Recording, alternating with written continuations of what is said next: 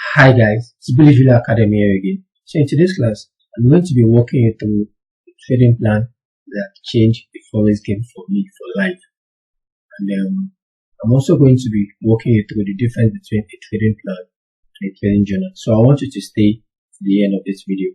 But before we proceed, I want you to subscribe to my YouTube channel if you are not yet subscribed. I also want you to turn on the notification button so that you'll be the first person to receive notification once I upload a new video. I want you to watch the video to the end. I also want you to like and share. So, and there are also other videos I have on the YouTube channel. I have a lot of valuable videos for you, both long videos and the short one. So I want you to take your time to digest these videos. I also want you to drop a comment. Once you finish watching the video, you like it, and please also drop a comment to let me know what you feel about the video. And also, if you want me to make new videos on any topic of your choice, you can also drop it in the comment section. And I tell you, I'm going to be replying to your comments. Alright, so without much ado, let's dive into the video for today. So we'll be looking at a trading plan and a trading journal. But before then, I would like to explain there's a difference between a trading plan and a trading journal. For instance, now a trading plan is a one-off plan. It is something that just like when you write your goal for the year, at the end of the year, you're writing your goal for the next 12 months. Understand? Although it is not rigid, you can always come back to adjust it. You can always come back to add. You can always come back to subtract and the likes like that. There's something that it is a one-off plan. I just go to it, you tick the ones you are achieving as the month goes by, or as the week goes by, or as the day goes by. You understand? Why? A trading journal. For a trading journal is not a one-off plan, or is not a one-off written document. It is something you take note of on the go as the day is unfolding. Whatever is happening in your trading journal, in your trading experience, you write it down. For instance, now, if you are a trader if you are the type of trader that you trade daily, whenever you trade at the end of the day, you want to write down what has happened. And what are you writing? You are writing down your results for that day. And I actually did a video on this trading journal, what and what you should have on your trading journal. I did a comprehensive video on YouTube on it, so I want you to go and check it. Okay, this is the video here, the 5 key elements of a winning trading journal. So if you have not gone to check it, I want you to go and check that video and watch it to the end. It's going to help you. So for instance, now for the trading journal, you have, what are the things you have there here? You have the date, you have the pairs. For instance, now this is my own trading journal. So we are currently, this is 11th, the market closed yesterday, and this is on the 11th, so we are currently in October. So now, you can see the trades I've taken so far. Second trade on the 3rd, 6th, 8th, 9th, and 10th. Now, what pair have I traded? Euro USD. Then we have gold here. What are my results? I took a loss here, I took a loss here, I made profits. Then what sections? London, New York. Can you see? Then, did I buy or I sold? So, was it I bought or I sold? And see. Then we have the risk to reward ratio. Understand? Then also my risk management. Did I follow my risk management? On the 3rd, did I follow it? No. Then all this also no. Did I follow it on the 6th and 8th? Yes. So a trading journal is something you update every day. For instance, like a day trader, or even if you are a swing trader, or you trade maybe 3 times in a month, 3 times in a week, no matter the amount of time, you just make sure that okay, as whenever you trade, you go to your trading journal to update it. So that's the difference. So trading plan is a one-off plan. Although, like I said, it's not rigid, it's flexible, because you can always come to your trading plan to adjust. For instance, now for my trading journal too, you can always come to your trading journal to adjust. as of September, you can see I only had dates, pairs, results, risk to reward, and risk management on my trading journal. But as at October now, I've updated it. Now, what did I add to it? I added section, which was not formally there. Section was not here before, but now I've added section. Then we also have the buy or sell, which was not formally here. And see, as at September, it wasn't there, but now I've added it to the October. So I've updated my trading journal also. And if I see any other item I feel that I should do, so I'm also going to create another column for it and add to it. Understand? So now for the trading plan, I'm going to be walking you through the trading plan step by step, and I want you to follow to the end of the video. In fact, the last point is the most significant and important one, and you don't want to miss it. So number one, you have the trading goals. Now for my trading goals, I'm being conservative here. Now the first one I have here is monthly. Monthly, number one is to be consistently profitable. As a forex trader, you are meant to be consistently profitable, and when you are consistently profitable, that is what is going to keep you in the game. That's what is going to keep you in the game. So the first thing is you have to strive to make sure that you become consistently profitable. And how is that going to happen? That means you must have an edge. That probably gives you like 60% win rate or 70% win rate and above. Understand? So that is what is going to keep you consistently profitable as a forex trader, because your income should be able to cover your losses, your profits should be able to cover your losses. So that is one. Then the other point under it is my monthly target return on investment. So I'm looking at least 3.5%. 3.5% win rate every month. Like I said, I'm being conservative here. It can even be more, but I'm just saying at least 3.5% win rate every month. 3.5% win rate. So maybe for the first, if you're just starting out, maybe for the first 6 months, you have 3.5% win rate. Then, after which, you now want to increase it maybe to 5% or 10%, depending on what you want for yourself. So you want to start out with a particular percentage, maybe 3.5 or 5%. Some might decide that, okay, everyone wants to start with 5% for the next 3 months. Now, once they're able to achieve that, after the third month, now for the next 3 months again, from the 4th month, they want to increase it to maybe 10% or 5%, depending on what you want for yourself. So that is under the trading goals, so under the trading plan. And the third one is what's it called now? So that is it. We have the monthly target, we have the biannual return on investment, then we have the target return on investment, maybe yearly. So maybe if you are now trading an account for the year, you might not say, okay, at the end of the year, expecting maybe 20%, 15%, 30%, 40% win rate, depending on what you want actually. So that's the first one. Then the number 2 thing I have under the trading plan is trading style. Now, are you a day trader? Are you a swing trader? Are you a scalper? What type of trader are you? So that is what we have under the trading style, and that should also be under your trading plan. So you need to know by now what type of trader you are. Are you a day trader? Are you a swing trader? Are you a scalper? And you make sure that you whatever trading style that you have, that is what you should stick with. Whatever trading styles that makes you money from the market, that is what you should stick with. Understand? So that's what we have for number 2. And number 3, we have the market. We have the market. So the next question you want to ask is, what type of market do you trade? Some people that trade stocks. Some people trade stock. Some people that trade commodity.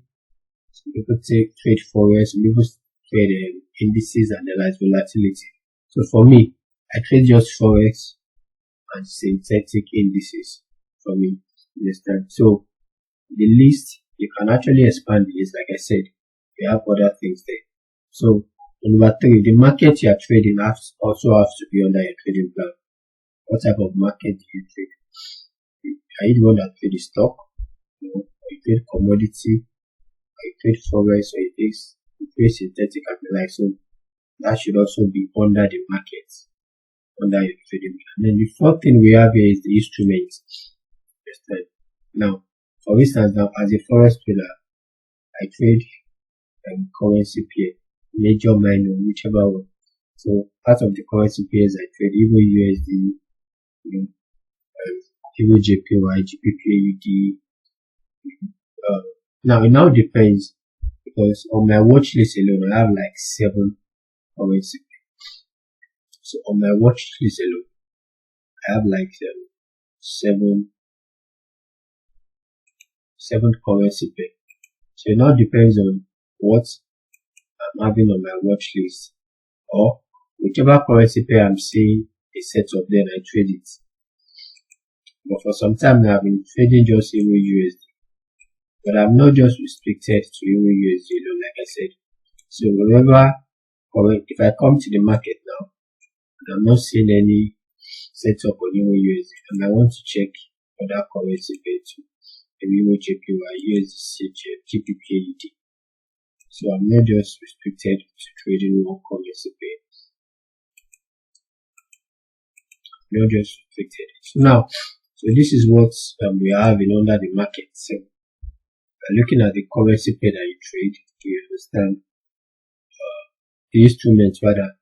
So what currency pair? So if you are the type that you trade stock, is it Apple that you trade? Is it Netflix? You want to know? If you are the type that you trade synthetic indices, we have volatility, we have boom and crash, and the likes like that. So these are the instruments that we have under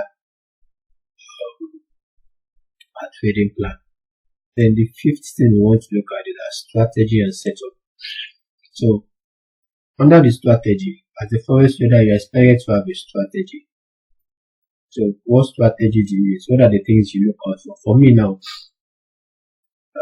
for my strategy, I make use of the liquidity sweep, structure, and candlestick pattern. As simple as that.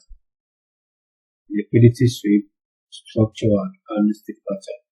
These are the things I look out for before I want to take a trade. If I most especially liquidity sweep and structure. So there are some traders that they may be looking for a fair value gap, they may be looking for a breaker block, they may be looking for an order block. Understand? Some traders, they might be using trend line. People use different patterns, they have different strategy and setup. Now what I tell people is, whatever makes you money is what you should stick with. So the fact that you are using a particular strategy and it's making you money, and somebody else is using another strategy and is making that person money, doesn't mean that you should not leave your own and now start, in as much as the strategy you are using is making you money, just stick with it, whether supply and demand and break and retest, whatever it may mean, as much as it's giving, because the main aim for trading forex is not to look out for the person that has the best strategy. No, the main aim is to make money, and if you are making money consistently, just stick with your strategy. So that is the fifth item that we have under the trading plan. Then the sixth one we have is the risk management. Now at this point I need you to pay attention, because risk management is an indispensable item when it comes to your trading plan, and even forex as a whole. Understand? So you want to look at your risk plan. So the first thing is you want to look at your daily drawdown. What are you willing to risk per day? So is it 1%? Is it 2%? Is it 5%? Is it 10%? Based on your risk appetite. Understand? So there is no fixed risk management figure for anybody. So it depends on what you are willing to risk as a trader. So number one, you should have a daily drawdown that you shouldn't go below. Once you have hit that target, then you stop trading for that day. Then the second thing is, you should also have a maximum monthly drawdown as a trader. So if you are, for instance, you are trading an account of $10,000, so your maximum drawdown, your maximum monthly drawdown can be 20%. You understand? So 20% of $10,000. That's $2,000. Understand? So that can be your maximum monthly drawdown. For some people, it might be 50%. So that's $5,000. So it depends on your own definition of risk management. Like I said earlier on, there is no fixed definition for risk management. Risk management for each trader is subjective. So some people, for their daily drawdown, while others are trying to be conservative, they are risking 1% to 2%. Some might be risking 50%. Yes. And for the maximum drawdown too, some are ready to have a maximum drawdown maybe 70 or 80%. You understand? But you should have these things in place, because these are the things that will now begin to guide you. These are the things that will begin to guide you as a trader. Then also, when it comes to your trade per day, or whenever you want to take a trade. For instance, now, as for me, whenever I want to take a trade, my stop loss pips and my take profit pips, I do 1:2 or maximum 1:3. And my stop loss pips can never go below 20 pips. I do 20 pips on my stop loss. No matter the amount of equity or the size of capital I have in my account. So I do 20 pips stop loss maximum. So that's taking me out, I'm done. Then for the take profit, 40 pips or 60 pips. So that is 1:2 or 1:3. So that is that for my own risk management. So for me, my daily drawdown should not be more than 2%. My maximum monthly drawdown should not be more than 20%. And my TP and stop loss, 40 pips and 20 pips respectively. So like I said, I am being conservative in my plan. I'm being conservative. But you all know that there are times that, as a forex trader, if you are too conservative, you may not be able to maximize the market. So there are sometimes you want to tweak some of these things. Sometimes you want to, for instance, now, if I see my daily drawdown is stupid, then at times I want to tweak it to maybe 3%. Understand? So that at least I can be able to, if I see a quality setup, I may want to wait more. You understand? Yes. Because there are times that you take a larger risk for you to really get some things done. So if you are being too conservative, it may take you years to achieve some things. So that is that for that. So the seventh item we have here, I have my trading plan is the trade management rules. Now, whenever you are in a trade, you need to be able to manage a trade well. For instance, now, if you are in a trade and the price is already going to hit your stop loss, what do you do as a person? Do you close before you hit your stop loss? Or do you keep watching it? Or do you want to move your stop loss? You understand?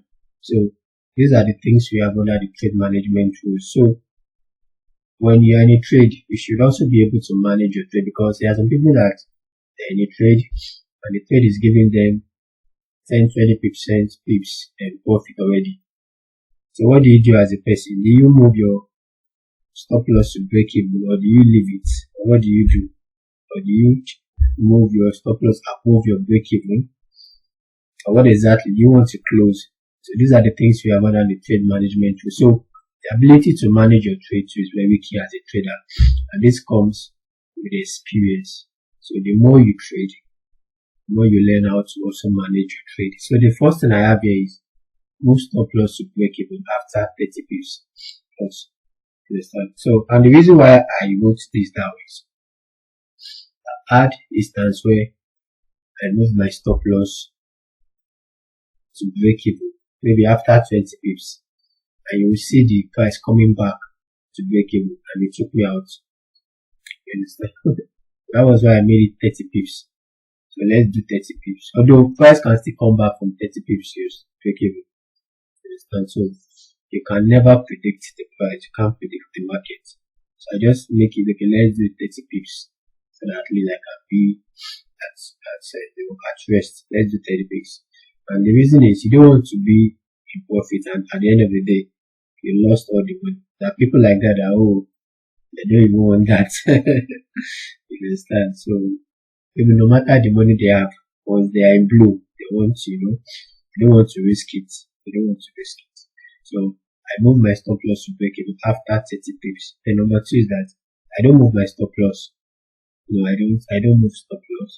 I think there was a time that was when I started then. I didn't have much experience there, but now I don't move my stop. My stop loss is 20 pips.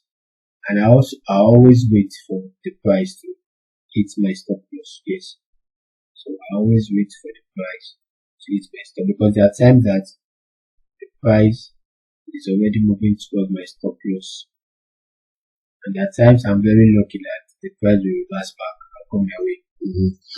So if I close my stop loss, or if I close my trade, then it would have been so pathetic. So I don't move my stop loss. And also when it comes to revenge trading, well, this is something I wrote in my trading plan. But to be sincere, there are times I revenge trade, but professionally is not wise. It's not wise to revenge trade as a trader. So now the third point I have is, okay, when it comes to adding up position, or when I want to scale,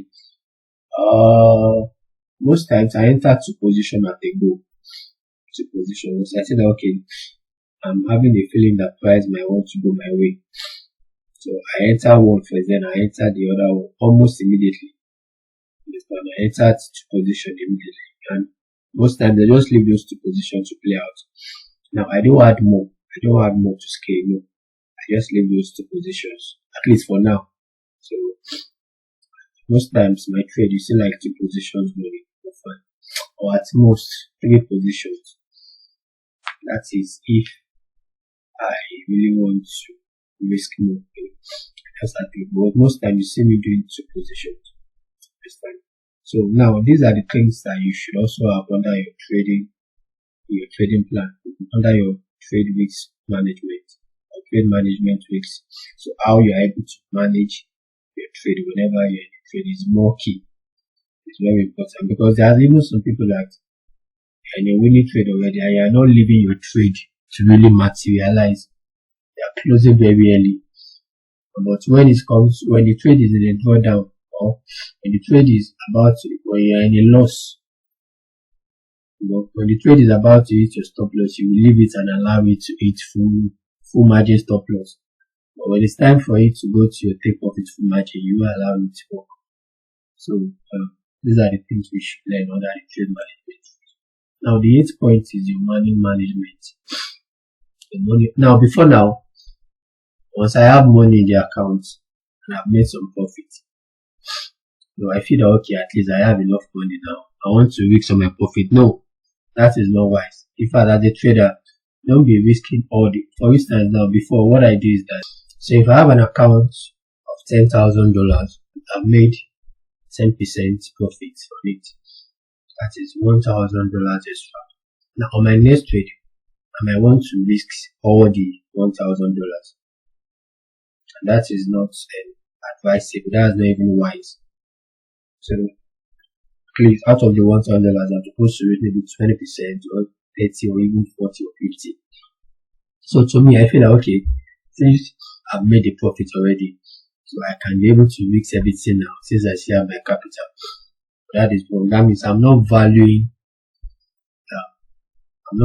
that money, that profit. I feel that it came at ease and it's not supposed to be. So what I do when it comes to the money management, I make sure that I see every dollar as something significant. Yes. So I value every dollar in my account, no matter how small it is, even if it is $1, I value the amount. So that is another thing you should have in your trading plan, money management. And the next point, okay, we have withdrawal too. You want to ask yourself, when it comes to withdrawal, whenever you made money, are you withdrawing everything, or are you leaving some percentage? So for me now, my plan is I'll withdraw 70% profit and reinvest the rest, or I'll withdraw 70%, then I leave the rest in the trading account, because there are days that, or there are weeks that I can have losing streaks. So instead of the losses eating into my capital, this I still have some profit ahead. the losses can eat into those profits so that I'm not going to be under pressure. You understand? Then the next point is under the money management, reduce lot size and take only high quality trade during losing streaks. Okay, that's also another money management. I want to reduce my lot size. Okay, whenever I'm under a losing streak, you understand? So now it depends on the trader anyway. There are some traders that they have a particular lot size they take, but whenever they are now under a losing streak, they now want to reduce the lot size. That is also another money management, because if you keep taking the same lot size that you use whenever you are in a winning streak, you are using it for the losing streak, then it might be under pressure. It can wipe away your capital in no time. So these are the points we have under the money management. Then we also have the psychology and discipline. So another thing is, for the psychology, how often do you check your trade? How disciplined are you? So before now, some years ago, whenever I enter a trade, I'm always checking. And that can even give you hyper pressure. You understand? And that can even make you close your trade prematurely. You understand? So, and psychologically, it's not going to help you. So what I do moving forward is that I check trades every 1 hour. So once I enter a trade at, let's say, 9 a.m., I don't check till after 10 a.m. Then once I check that 10 a.m., I don't check again till 11 or 12 if the trade is still running, try and profit or loss. So that has also helped to put my psychology in check, to be disciplined. And also, I make sure that I also journal my trades daily. For instance, I look at what I have in my journal here. This is my journal currently. This was yesterday's trade. And see it's updated. So I make sure that I journal my trade every day. I make sure that whenever I take a trade, I journal it. Now, the reason is so that I know where I am. I know my goal for the month. I know where I am at. I know, okay, what are the steps I need to take. Understand? And the trading journal also helps me, also tells me the type of trader I am, because it is my results. You understand? It is what I'm writing out my results. Okay. So it's also there to let me know what I'm doing right. It's also there to know what I'm doing wrong.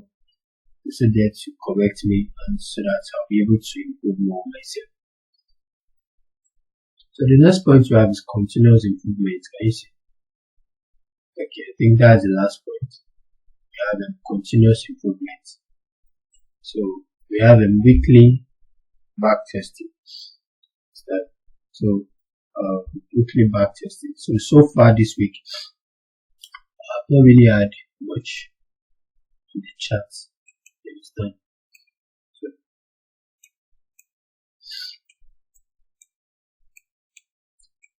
I'm just taking just 3 trades so far. So weekly back testing for your trading plan. Understand? So you should also back test your trading journal. I mean, you should back test the chart to see how far you've done for the week. And also, continuous improvement. So are you learning from other mentors? Are you watching videos? So there are times I watch videos of other bigger successful traders to just motivate myself. And there are also sometimes I watch the educational videos too. Now it's not as if I'm trying to change my strategy. I'm just trying to check, see what they are doing, and also to learn. Knowledge is never a waste. So these are the points I have under my trading plan. These are what I have under my trading plan.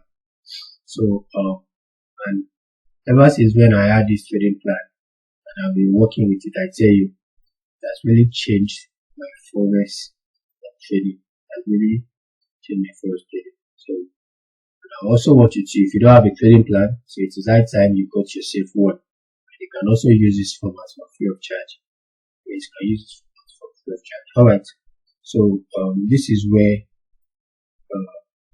we are going to be ending the class. But before we go, please don't forget, if you have not subscribed to my YouTube channel, we currently have 326 subscribers, and I'm looking forward to moving the number to 1K before the end of this year. So please, I need you to subscribe to the YouTube channel. And also, once you finish watching the video, make sure you drop a comment, like it, and also share. Understand? Drop a comment. Tell us what you feel about the video. Understand? And if you also want me to make a video on any topic in Forex, please drop it in the comment section. Understand? So, and also, if you want to register for my one-on-one mentorship, you can check the link. My number is there. Understand? Check the link. My number is there, so you can reach me there. Understand? You can reach me if you want a one-on-one mentorship. Reach out. Understand? Alright, so thank you so much, guys, and I'm going to see you in the next one. Bye.